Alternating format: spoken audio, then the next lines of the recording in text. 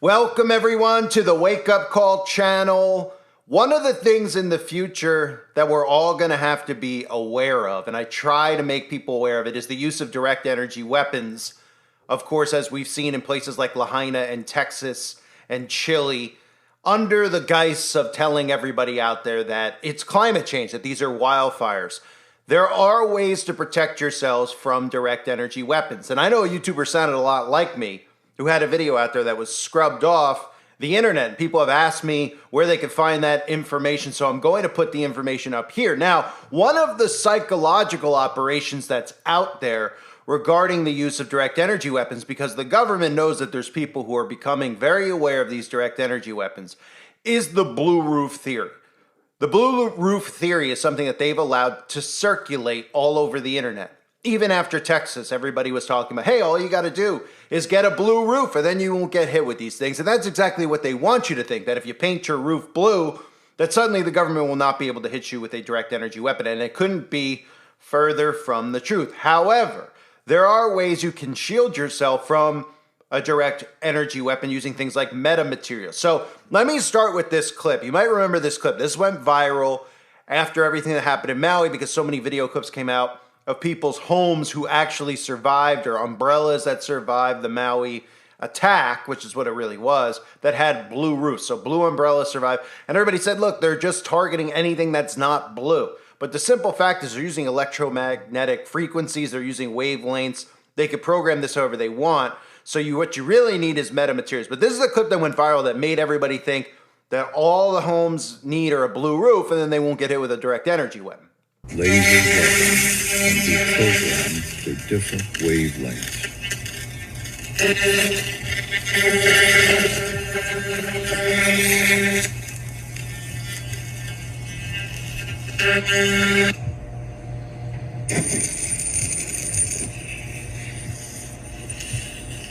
There was something blue they didn't want to burn. So one of the things that people need to realize is that broadband metamaterial is used for shielding and counteracting direct energy weapons. So civilians like me and you need to keep that in our mind. Now, I posted this video and I will share it right now. I won't even ramble on and on until after the video because a lot of people wanted to see this clip again from the Naval Postgraduate School where they talk about metamaterials and how they can absorb direct energy weapons, and it could be something used by the military to counteract. Now, of course, we know this is what they have, but this is what civilians need to have. This has nothing to do with the colors per se, but it has to do with the material. So here's a video clip a lot of you have requested. Enjoy. So then here's the overview. So I'll kind of do a little introductory stuff up front to give everyone a frame of reference. But then most of the focus here will be on the parameter extraction and equivalent medium parameter retrieval for the metamaterials, which will hopefully help us streamline our kind of design of metamaterials. But then most of the focus here will be on the parameter extraction and equivalent medium parameter retrieval for the metamaterials, which will hopefully help us streamline our kind of design of metamaterials. And then last will be on future work and basically all the stuff I'm going to pawn off on Lieutenant Ed Wolf. So high-power microwave weapons, the weapons themselves kind of went beyond the scope and classification level of my thesis. However, I just wanted to introduce them real fast so that everyone kind of knows what the threat is and what it is we're designing metamaterials to shield against. So high-power microwave weapon is basically a weapon that uses a very high gain microwave source at a very high peak power over a very short dwell time. And the idea is that it's trying to induce a very large electric field at a target so that you produce some overload in their circuitry and disable their electronics. And so depending on your target, the effects can be variable. If you're talking about a vehicle, like a ground vehicle, you might merely stop it or shut it down. And then if you're talking about something that flies like a missile or an aircraft, the goal would be to knock out something like their flight control system so that it goes plummeting to the ground. So kind of ranging from soft kill to hard kill, depending on what you're trying to do. And then a lot of nations around the world are researching these weapons because they have a lot of advantages relative to other directed energy weapons like lasers or particle beams. The first one is because you're doing high peak powers over short dwells, you get a relatively low energy waveform. So while these high power microwave weapons can still have pretty big size and weight, their power and cooling requirements can be lower compared to other systems, in particular like the particle beams. The other nice thing about them is that they're highly adaptable to your target set. When you're talking about lasers, you tend to get one frequency to use, and if the enemy figures out a way to either reflect or disperse that frequency, then your laser becomes a lot less effective. But with microwaves, if you happen to know that your target set, if your enemy uses missiles with seekers in the X-band or drones with communications in the K-band, you can build a high-power microwave system that specifically attacks that bandwidth, and then it's very hard to defend against. And then the last big advantage, you just heard from Donnie about how atmospheric turbulence affects lasers, and then particle beams are also almost impossible to get through an atmosphere. Microwaves don't have that problem. They propagate readily through the atmosphere, which is why we use them for sensing and communication and all that stuff. So this chart just kind of shows where these high-power microwave weapons live relative to more traditional systems like radars or jammers. And so your ideal high-power microwave weapon would be in this bottom right corner here, where you're talking about something on the order of gigawatts of peak power being produced by less than a kilowatt of average power. And then this down here is just a picture of a typical high-power microwave weapon system that someone was working on somewhere in the world sometime in the last decade. And so you have the big high-gain microwave dish on top, then presumably all the transmitters, signal processors, cooling, all that is hidden in the truck bed. So then our candidate shielding for stopping these microwave weapons is our microwave absorbent metamaterials. And so first advantage of the metamaterials is that they can have a very high levels of absorption, and they're very tunable to the frequency you want to absorb. So here's a sample metamaterial structure, very similar to the terahertz metamaterials, just scaled up in size. So you have conductive metal squares that are periodically, also that we call unit cells, that are patterned over this dielectric spacer. And then that in turn is mounted on a metal ground plane. And so then you can choose the frequency that you absorb based on the width of the squares and the index of refraction of the dielectric medium. Now, in terms of protection, what really gives you the protection against microwaves specifically is having this conductive ground plane, because microwaves don't want to transmit across a ground plane. So you could say in theory that you don't have to go for an absorbent design, you could just coat everything in conductive material. However, we're going for an absorbent solution because if you clad everything in conductive material, you're going to light up like a Christmas tree on all those microwave radars. So in the interest of preserving all the signature reduction platforms we've invested in, we want an absorbent design. The other advantage, which I'll talk about more during future work, is that once you have this absorption and these tuned frequencies, you can actually also use your shielding for sensing as well, once you incorporate the right electronics into the design. So your shielding can give you not only protection, but situational awareness as well.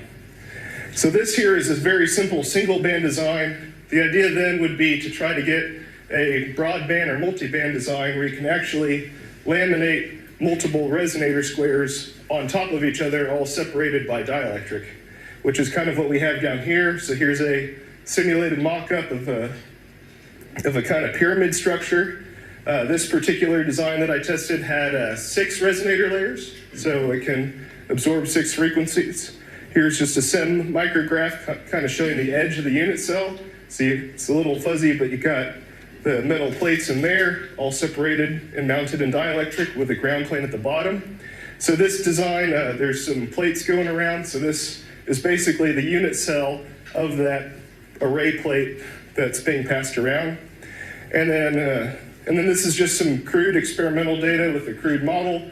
But all I want to point out here is that with our 6 layers, we can see that we have 6 very predictable absorption peaks that we can tune towards.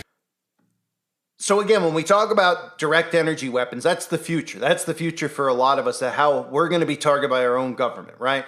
They could do these types of things. They can get away with these types of things and say that they're just wildfires. They could potentially blame it on other countries. They could do whatever they really want as far as the narrative goes, because the sheeple will believe it. But it's very clear that our governments have gone rogue. They've gone rogue for a long time, but they have completely turned on their civilians, and they will do whatever they can to take out anyone who doesn't go along with this disgusting New World Order. Again, we have Democrats who are on board with this New World Order, who think it's great, it's inclusive. A lot of them have just sold themselves, they have no moral compass whatsoever. These people that are on board with the castration of children, all this type of psychopathic stuff. They're literally building a herd and an army, I should say, of psychopaths. And then you have people like me and you. People like me and you who continue to fight back, continue to speak out, continue no matter what is done to use the one tool that we have, the one weapon that we have, our voice, right? Our sword, that is scripture, that is truth, right? My people perish for a lack of knowledge, the Bible tells us. Well, we have to make sure everybody out there knows who's behind a lot of these things that are going on and how we can protect ourselves from it. So that video clip you heard there was talking about metamaterial, right? Some metamaterials actually, ironically, right, that are examples of metamaterials are things like graphene, refractive index. There's tons of things out there that you could research as far as metamaterials go, but here's just an article too, analysis of broadband metamaterial shielding for counter-direct energy weapons, back from 2020. That was part of the video clip that I showed you there. Electromagnetic metamaterials are being developed and employed in a variety of applications such as sensing, imaging, and optics, and signature reduction and cloaking. One application of particular interest to the military is the need for electromagnetic protection to defend battlefield electronics against high-power microwaves, direct energy weapons currently under development worldwide. Now, you could also look at this as far as shielding to protect yourselves from other types of microwave weapons. We know, especially people out there who are targeted individuals, I know over the years, many people who are targeted individuals have found my channel, found comfort in my channel as targeted individuals. I've talked to a lot of people in the past through email and stuff like that who have been victims of satanic ritual abuse and continue to be targeted individuals. Everybody out there should know that the government uses high-power microwaves, not just in those big towers that have popped up all around us, okay? They are able to do this and target specific people. So there are ways you can protect yourself from frequencies. Think about it from the standpoint of, well, if the military has these types of weapons, they're obviously going to have ways to shield themselves from these types of weapons. What we need to think about is how to shield ourselves from a lot of these frequencies that are being used against us, how to counteract microwave direct energy weapons, right? HPMs and DEWs and things along those lines. So if we all just kind of, if it's very easy. Like I saw after the stuff in Maui, and I covered the stuff in Maui. It's all on the website, obviously. I covered that right when it happened. It was very clear what it was, right? We talked about how they even had that drill at the same exact time, which they do every time they have a drill. Everybody's off the island. No alarms went off. All the leaders on the island were on another island. They were talking about the same exact thing. What if that happened on our island? And then it, of course, happened, right? But one of the big narratives that did help wake people up was seeing the blue roofs. However, the government started to take that and run with it. We saw it even in Texas. There was people who were just watching the stuff that was coming out and searching specifically for anything blue that survived. That's what the government wants you to think, that, hey, you could just go up, go to Home Depot, go to get some Behr paint, get some blue paint, go up, sit on your roof all day, slab it on, and then there's no potential for you to get hit. And that's not the truth. They could change the colors, they could change the frequencies, they could do all these things. It's not, the weapon they have, it's not like they made it and they were like, we can't hit blue. Can't hit blue. Blue's the only color that's safe. They could obviously change it, turn it, manipulate it. They could target specific colors based on wavelengths like red or purple or whatever else they want. So that you could paint your roof blue, in other words, and yes, they could have it so that when the direct energy weapon hits, that it doesn't hit blue. But then they could tell you all, to go and get blue roofs and then say, hey, target only blue roofs and have red roofs survive. So what people need to focus on if they want to protect themselves in the future. And I'm not telling you to run to Home Depot and get these types of nanomaterials, but metamaterials, but they are something that can absorb frequency. So I covered this months ago, and a lot of people out there wanted me to cover it again. So I put it back out there for you to see. I'm sure we'll be hearing more of these in the summer, because remember, when it gets hot like this, it gives them ample opportunity to use direct energy weapons all over the place, like they're doing right now in California, like we continue to see in Canada. And they tell everybody out there it's so hot. And then everybody goes, oh, it's so hot. That's why, cities are melting. I mean, you look at what's going on in some of these places, and, it's not even like a fire. It's just like a liquidation of a lot of these places. You see cars melted down, all the way to just liquid metal. It's insane. The amount of heat that would have to be conducted is clearly from direct energy weapons. So this is a video clip I wanted to put out there for everyone to see. I hope everybody out there is doing well. I thank you guys for the support. God bless all of you as always, and your families.